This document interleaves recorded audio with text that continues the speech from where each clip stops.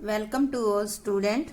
बच्चों, आज हम करेंगे 12th बिजनेस स्टडी का चैप्टर 7.1। नाम है इसका directing importance and principles.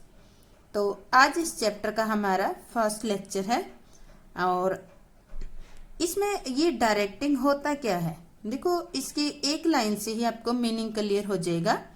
Directing provide movement to the organisation, यानी कि डायरेक्शन जो है आपके ऑर्गेनाइजेशन को मूवमेंट यानी कि गतिशीलता प्रदान कर देता है। जब तक डायरेक्ट ना किया जाए किसी एम्प्लॉय को, तब तक एम्प्लॉय अपने आप काम नहीं कर सकता। आपको अगर अपना उद्देश्य प्राप्त करना है तो आपका जो 3 कार्य है, नियुक्तिकरण हो गया, वहां तक कर्मचारियों को नियुक्त कर लिया, तो उसके बाद आपको उनको डायरेक्शन देना जरूरी है। जब तक आप डायरेक्शन नहीं दोगे तो जो भी एम्प्लॉय है, चाहे वो नए हो चाहे वो पुराने हो, ऑर्गेनाइजेशन में क्या काम करना है उनको पता नहीं चलेगा। उनको आपको बताना ही होगा, उनको डायरेक्शन देना ही होगा कि किसी एम्प्लॉय को क्या काम करना है, कैसे करना है, कहाँ करना है और कब करना है। तो आज हम इसी चैप्टर के बारे में पढ़ेंगे। तो सबसे पहले आता है हमारे डायरेक्शन का मीनिंग क्या है। मीनिंग ऑफ डायरेक्टिंग, निर्देशन का अर्थ क्या है। इसका अभिप्राय संगठन में मानव संसाधन को निर्देश देना, उसका मार्गदर्शन करना, संदेश वहन करना व उसे अभिप्रेरित करना है ताकि फर्म के उद्देश्यों को प्राप्त किया जा सके। यानी कि डायरेक्टिंग का मतलब क्या है कि आपके देखो, फर्म के अंदर 2 प्रकार के रिसोर्सेज होती हैं। एक तो होते हैं ह्यूमन रिसोर्सेज होते हैं आपके, और दूसरे होते हैं आपके फिजिकल रिसोर्सेज, यानी कि जो मानव संसाधन है। आप डायरेक्शन केवल उन्हीं को दे सकते हो, जो भौतिक संसाधन है उनको डायरेक्शन नहीं देते। तो हम क्या करते हैं, मानव संसाधन को निर्देश देकर भौतिक संसाधनों का प्रॉपर यूटिलाइजेशन सुनिश्चित करते हैं। तो देखो, मानव संसाधन को किस प्रकार से आप काम करने के लिए डायरेक्ट करोगे, उनको निर्देश भी दोगे, उनका मार्गदर्शन करोगे। केवल निर्देश देने से काम नहीं चलता, अगर वो काम कर रहा है तो उसके काम के दौरान उसको मार्गदर्शन करना भी जरूरी है कि काम आप किस तरीके से कर रहे हो। अगर कोई गलती कर रहा है तो उसके बारे में उसको बताना, मतलब उसका मार्गदर्शन करना। संदेश वहन, अगर आप उसको मार्गदर्शन कर रहे हो तो देखो, आपने तो उसको बता दिया, वो भी बताएगा कि हाँ मैंने ये काम इस तरीके से किया था, इस वजह से गलती हुई है। तो इस तरह से संदेश वहन भी जरूरी है। देखो, बिना संदेश वहन के ना तो आप मार्गदर्शन करते और ना कर सकते, और ना ही आप प्रॉपर निर्देशन का कार्य कर सके। अब देखो, निर्देशन, मार्गदर्शन और संदेश वहन, इन सब के साथ एक और इम्पोर्टेंट पॉइंट है, वो है जो भी है एम्प्लॉय उसको अभिप्रेरित करना, यानी कि मोटिवेट करना। देखो, कोई भी एम्प्लॉय अगर मोटिवेट नहीं होगा तो वो फर्म के अंदर लगन से काम नहीं करेगा। तो आपको डायरेक्टिंग के अंदर केवल ये नहीं है कि निर्देश ही दे देने हैं, निर्देश दे के एक तरफ हो गए कि काम हो गया, नहीं। आपको निर्देश मार्गदर्शन करते हुए देना है, अच्छी तरीके से उसके साथ बातचीत करते हुए, व्यवहार करते हुए, और साथ के साथ मेन पॉइंट है उसको अभिप्रेरित करना है। अगर अभिप्रेरित कर्मचारी नहीं होता है तो वो संस्था में लगन से काम नहीं करता, हो सकता है संस्था की कॉस्ट को भी बढ़ा दे। अगर ये सारे काम करेंगे तो क्या हो जाएगा, फर्म के जो भी उद्देश्य है उसको इजीली प्राप्त किया जा सकता है। अब देखो, निर्देशन ये भी सुनिश्चित करता है कि एक संगठन में लोग कुशलता एवं प्रभावपूर्णता से काम करें। अभी आपको ऊपर बताया ना कि अभिप्रेरित करना है, मार्गदर्शन करना है। अगर ये सारे आप काम करोगे तो एक जो प्रबंधक है वो ये भी सुनिश्चित कर लेगा कि निर्देशन के थ्रू कि हाँ, संगठन के अंदर जो लोग हैं बड़ी कुशलता से और प्रभावपूर्णता से काम कर रही हैं। इसको ही हम क्या कहते हैं, इसे ही प्रबंध का क्रियाशील होना कहा जाता है। जब कर्मचारी संस्था के अंदर लगन से काम करने लग जाते हैं, सभी कर्मचारी काम को अपना काम समझने लग जाते हैं, तो काम स्टार्ट हो जाता है, अच्छे ढंग से होता है। तो इसको ही कहा जाता है प्रबंध का क्रियाशील होना। तो ये था हमारा मीनिंग। इसके बाद आता है definition. Definition of directing. Koontz एवं ऑर्डोनेल के अनुसार अधीनस्थों के पथ प्रदर्शन तथा पर्यवेक्षण का प्रबंधकीय कार्य ही संचालन है। यानी कि अधीनस्थों के पथ प्रदर्शन मतलब मार्गदर्शन करना, और पर्यवेक्षण मतलब उनको ऑब्जर्व करना। जब वो काम करते हैं तो नजदीकी से काम उनका देखना, कोई कमी है तो उसमें उनको मार्गदर्शन करना। यही क्या है, प्रबंध का कार्य का संचालन भी है। इसके बाद अब हम कहते हैं आगे फीचर्स ऑफ डायरेक्टिंग, यानी कि निर्देशन की विशेषताएं क्या है। सबसे पहली विशेषता जो है हमारी है, डायरेक्टिंग इनिशिएट्स एक्शन। निर्देशन क्या करता है, निर्देशन गतिशीलता प्रदान करता है। अभी हमने ऊपर देखा ना कि किस तरह से निर्देशन के द्वारा गतिशीलता आ जाती है, तो सेम यही अभी हम क्या करते हैं, जो डायरेक्टिंग करते हैं उससे पहले कौन से काम किए जाते हैं, 3 काम किए जाते हैं, प्लानिंग, ऑर्गेनाइजिंग और स्टाफिंग। अब देखो, स्टाफिंग का कार्य कर लेने के बाद निर्देशन ही एक ऐसा कार्य है जो मानवीय मशीनरी को संचालित करता है। आपने स्टाफिंग कर लिया, वहां तक एम्प्लॉय को क्या कर लिया, आपने अपॉइंट कर लिया। अब इसके बाद निर्देशन ही एक ऐसा इंपॉर्टेंट वर्क है जो फर्म की जो मानवीय मशीनरी होती है, मानवीय मशीनरी मतलब जो मानव संसाधन ह्यूमन रिसोर्सेज होता है, उसको चालू करता है। इसके बाद नेक्स्ट पॉइंट, डायरेक्शन के द्वारा और क्या होता है। देखो,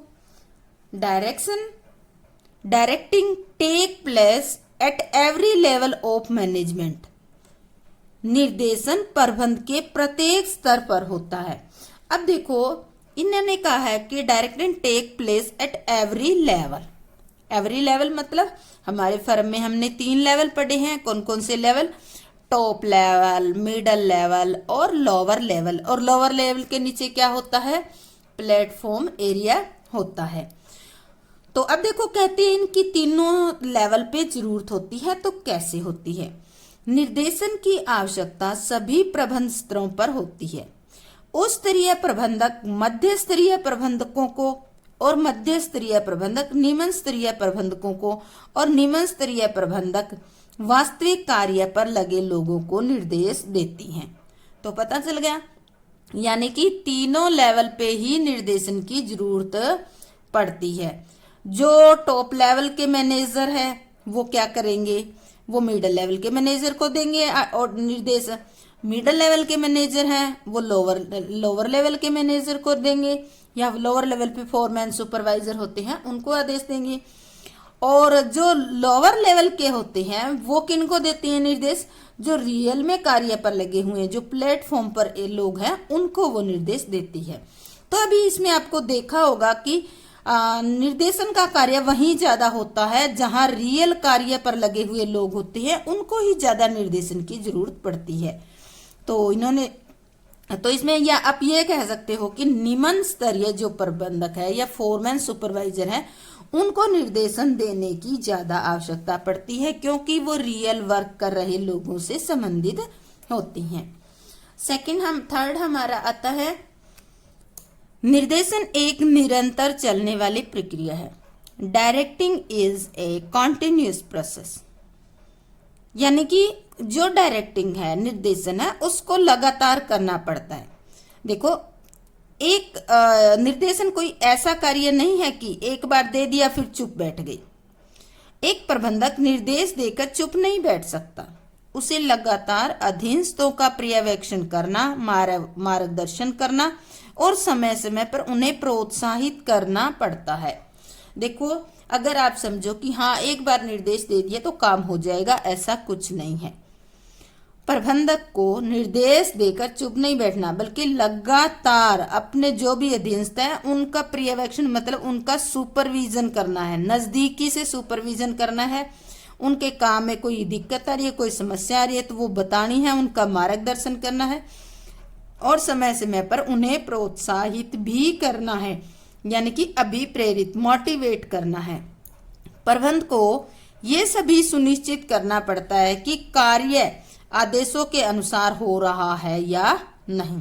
अब देखो, इन सब के साथ साथ प्रबंधक को ये भी सुनिश्चित करना पड़ेगा कि जो काम हो रहा है वो आदेशों के अकॉर्डिंग, या हम ये कह सकते हैं कि जो उन्होंने निर्देश दिए हैं उसके अनुसार हो रहा है या नहीं। अगर नहीं हो रहा है तो कुछ सुधारात्मक कार्रवाई करने की जरूरत पड़ती है। इसके बाद 4th नंबर पे हमारा आता है, निर्देशन का प्रभाव ऊपर से नीचे की ओर होता है। निर्देशन की जरूरत कहाँ पड़ती है? ऊपर से नीचे की ओर। Directing flow top to bottom. देखो, निर्देशन का प्रभाव ऊपर से नीचे की ओर होता है। यह उच्च स्तरीय प्रबंध से शुरू होता है और खत्म का होता है निम्न स्तरीय प्रबंधक पर जाकर खत्म होता है। अभी हमने ऊपर पढ़ा ना कि तीनों लेवल पे इसकी जरूरत होती है, तो वो ये दिखा सकता है, दिखा रहा है। देखो एक डायग्राम दोबारा समझने की कोशिश करेंगे। हमारे क्या है, 3 लेवल है। ये कौन सा हो गया हमारा? ए जो है वो टॉप लेवल हो गया, बी हमारा मिडिल लेवल हो गया और सी हमारा क्या है, लोअर लेवल हो गया। टॉप लेवल मैनेजमेंट काम करते हैं बी लेवल पे, यानी कि मिडल वाले पे। मिडल लेवल मैनेजमेंट काम करते हैं, ये है हमारा लोअर लेवल मैनेजमेंट। यहाँ कौन कौन आते हैं? लोअर लेवल पे सुपरवाइजर फोरमैन आती है। और ये प्लेटफॉर्म एरिया है, यहाँ पे कौन काम करते हैं? वर्कर या लेबर काम करती है। अब देखो, जो निर्देश देने का सिलसिला है, कम्युनिकेशन फ्लो ऑफ डायरेक्शन, हमने क्या क्या दिखा रहे हैं इस डायग्राम के द्वारा? केवल डायरेक्शन। डायरेक्शन ए जो है टॉप लेवल मैनेजमेंट, वो बी को देगा, बी जो निर्देश है सी को देगा और सी निर्देश किसको देगा? वर्कर को। तो अब आपको पता चल ही गया होगा कि जो वर्कर्स होते हैं वो रियल काम पे लगे हुए हैं और उनको ज्यादा सुपरविजन की, मार्गदर्शन की या मोटिवेट करने की जरूरत पड़ती है। इस कारण से हम ये कह सकते हैं जो डायरेक्शन देने का कार्य है वो लो लेवल पे बहुत ज्यादा होता है। तो ये हमारे फीचर्स थे कुछ। अब हम पढ़ेंगे सेकंड टॉपिक हमारा है इम्पोर्टेंस ऑफ डायरेक्टिंग, यानी कि निर्देशन का महत्व क्या है। सेकंड टॉपिक है इसका हमारा। इसके पहला हमारा जो दे रखा है इम्पोर्टेंस है, यह है गतिशीलता प्रदान करता है। It initiates action. देखो, इतने पॉइंट पढ़ने के बाद कुछ तो हमें क्लियर हो ही गया कि हाँ इसको गति कैसे मिलती है। देखो, प्रबंध के प्रथम 3 कार्य, नियोजन, संगठन और नियुक्तिकरण, यानी कि स्टाफिंग तक कर्मचारियों की नियुक्ति कर ली जाती है, लेकिन वे अपना काम शुरू नहीं करते जब तक उनको निर्देश ना दिए जाए। निर्देश देने का ये कार्य प्रबंध निर्देशन के माध्यम से ही किया जाता है और जब एम्प्लॉय को निर्देश दिया जाएगा तभी एम्प्लॉय कार्य करना शुरू करेंगे। तो इसी कारण कहते हैं कि इससे ही संस्था में गतिशीलता आती है। तो जब तक आप एम्प्लॉय को निर्देश नहीं दोगे तब तक एम्प्लॉय अपने आप से, अपनी मर्जी से, उसको ये नहीं पता होगा कि उसको क्या कार्य करना है। जब आप निर्देश दे दोगे, निर्देशन के माध्यम से आप उसको निर्देश दे दोगे कि आपको कहाँ काम करना है, कैसे काम करना है, कब काम करना है, कौन से औजार लेने हैं, कौन सी मशीन पे काम करना है, जब ये सारी बातें उसको निर्देशन के माध्यम से बता दी जाएगी तो इससे वो काम पर लग जाएगा। काम पर लग जाएगा तो क्या हो गई, सारे एम्प्लॉय काम पर लग जाएंगे, तो संस्था में गतिशीलता यानी कि एक्शन स्टार्ट हो जाता है। सेकंड हमारा इंपॉर्टेंस आता है, यह कर्मचारियों के प्रयासों में समन्वय स्थापित करता है। इट इंटीग्रेट्स एम्प्लॉय एफर्ट्स, यानी कि जो कर्मचारी होते हैं उनमें आपस में तालमेल बिठाना भी बहुत जरूरी होता है। देखो, कोई भी संस्था हो उसमें बहुत सारे एम्प्लॉय काम करते हैं और एक संगठन में अनेक कर्मचारी काम करते हैं और सभी की क्रियाएं भी एक दूसरे से जुड़ी होती है। आपने देखा होगा कि एक का काम पूरा होता है तभी दूसरे का काम स्टार्ट होता है, यानी कि कर्मचारी, बहुत सारे कर्मचारी काम करते हैं, दूसरा सभी की क्रियाएं भी एक दूसरे से जुड़ी होती है। यदि कर्मचारियों की श्रृंखला में एक भी कर्मचारी घटिया काम करता है, मान लेते एक चैन है उसके अंदर एक भी कर्मचारी घटिया काम करेगा तो इसका प्रभाव बाकी सभी कर्मचारियों पर पड़ेगा क्योंकि वो चैन टूट जाएगी। इसलिए सभी की क्रियाओं में तालमेल स्थापित करना जरूरी है। इस उद्देश्य से प्रबंधक कर्मचारियों को पर्यवेक्षण करके, यानी कि उनमें तालमेल स्थापित करने के उद्देश्य से प्रबंधक कर्मचारियों को पर्यवेक्षण यानी कि नजदीक से उनको सुपरवाइज करता है, देखता है और अच्छा नेतृत्व प्रदान करता है और उन्हें प्रोत्साहित करता है ताकि उनकी क्रियाओं के अंदर तालमेल स्थापित हो। इसको हम समझ सकते हैं, जैसे मान लेते हैं एक शोरूम है, एक शोरूम पे कुछ एम्प्लॉय काम कर रहे हैं। पहला एम्प्लॉय जो है वो कस्टमर जो भी आता है, फर्स्ट एम्प्लॉय जो है वो कस्टमर की वेलकम करता है, ठीक है। सेकंड एम्प्लॉय क्या करता है, माल दिखाता है। थर्ड एम्प्लॉय क्या करता है, पैकिंग का काम करता है। और फोर्थ एम्प्लॉय जो है वो पेमेंट रिसीव्ड करता है। और फिफ्थ एम्प्लॉय जो है वो क्या करता है, इनको विदा करता है। तो कुल मिलाकर हम कहते हैं कि एक फर्म के अंदर 5 एम्प्लॉय है, एक शॉप के अंदर, शोरूम के अंदर। मान लेते हैं वेलकम करने वाले ने वेलकम अच्छा किया, पर जो माल दिखाने वाला व्यक्ति था उसने क्या किया, कस्टमर के साथ अच्छा व्यवहार नहीं किया। तो अच्छा व्यवहार नहीं करेगा माल दिखाने वाला तो क्या होगा, कस्टमर आगे से नहीं आएंगे या कम आएंगे या नाराज हो जाएंगे। तो इसकी वजह से ये जो और एम्प्लॉय हैं इन सब पर इफेक्ट आएगा। तो इस कारण से कहा गया इसके अंदर कि इन सब की क्रियाओं में तालमेल होना जरूरी है।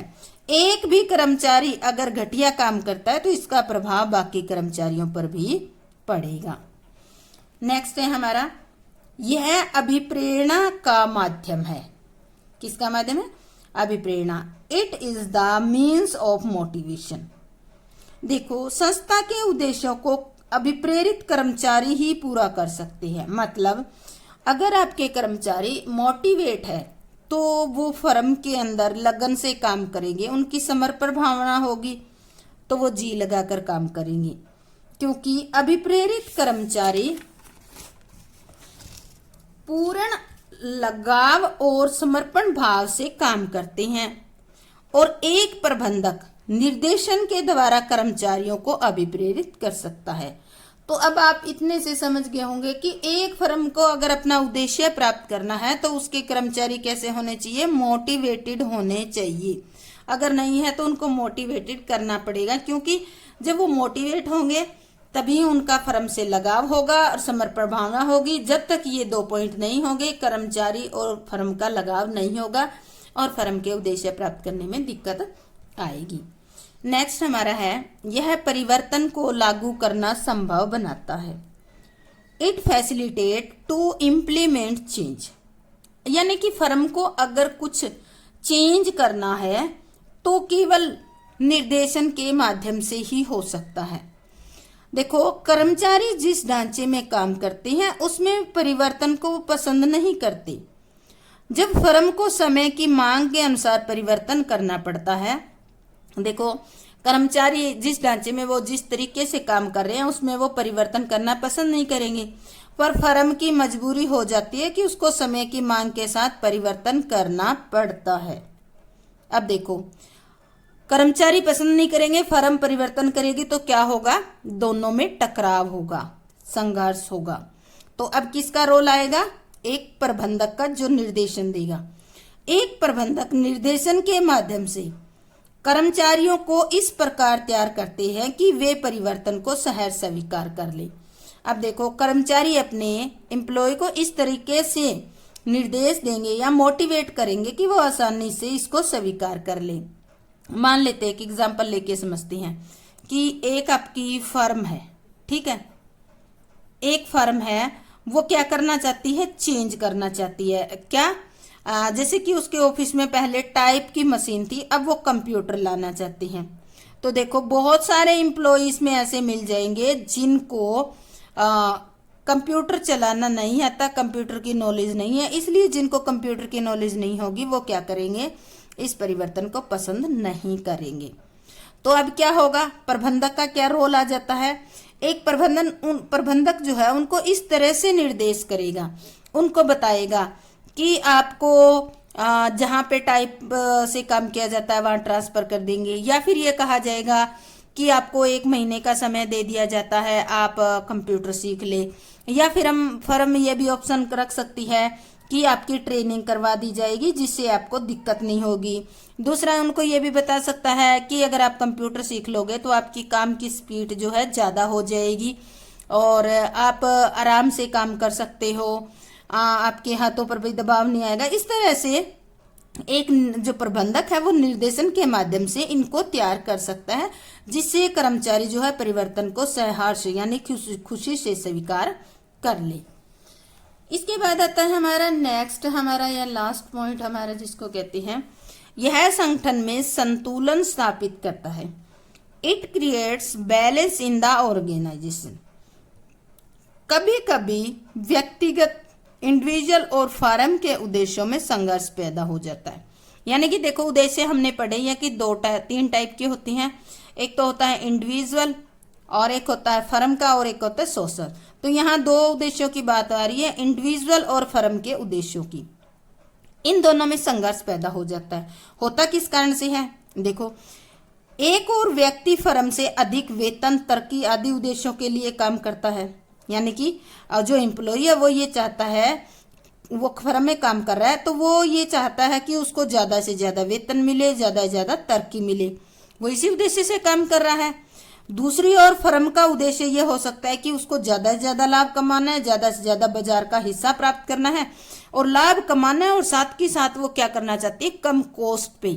कम कॉस्ट कैसे करेगी? जब एम्प्लॉय को बेनिफिट कम दे और खुद जो है अपने पास ज्यादा रखे, ये हो सकता है। तो ये इस तरह से आपस में टकराव हो जाता है। यानी कि फर्म कहती है कि प्रॉफिट का ज्यादा हिस्सा मेरे पास रहना चाहिए, एम्प्लॉय कहते हैं उनको अधिक सैलरी या बोनस के रूप में उनको मिलना चाहिए। तो इन कारणों से इनमें संघर्ष हो सकता है। अब देखो, इन संघर्षों को प्रबंधक कर्मचारियों को निर्देशन करके संगठन में संतुलन स्थापित कर सकते हैं। अब यहाँ पर किसका रोल आता है? जो प्रबंधक है उसका ही रोल आता है कि वो कर्मचारियों को इस ढंग से मोटिवेट करे, इस ढंग से निर्देश दे कि कर्मचारी ये समझने लग जाए कि अगर वो ज्यादा काम करेंगे, फर्म को ज्यादा प्रॉफिट होगा, तो फर्म के बढ़े हुए प्रॉफिट में उनको अपने आप ही हिस्सा मिल जाएगा एज ए बोनस के तौर पे। तो इस तरह से निर्देशन जो है वो क्या करता है, फर्म के अंदर संतुलन स्थापित करने का काम करता है। तो बच्चों, ये मैंने +2 के सिलेबस के अकॉर्डिंग बनाया है और इसमें कोई भी पॉइंट मिस करने की मैंने कोशिश नहीं की है। अच्छे से छोटा करके मैंने पॉइंट लिखा है। अगर आपके पास बुक नहीं है, अगर आप केवल पढ़ लेते हो, सुन लेते हो, तो भी इससे आपको याद हो जाएगा। और मैं नोट्स भी बना रही हूँ, अगर किसी को नोट्स चाहिए तो आप कमेंट में भी डाल सकते हैं। तो स्टूडेंट, आज का हमारा ये कंप्लीट होता है। जय हिंद, जय भारत। और मेरे चैनल को लाइक और सब्सक्राइब जरूर करें।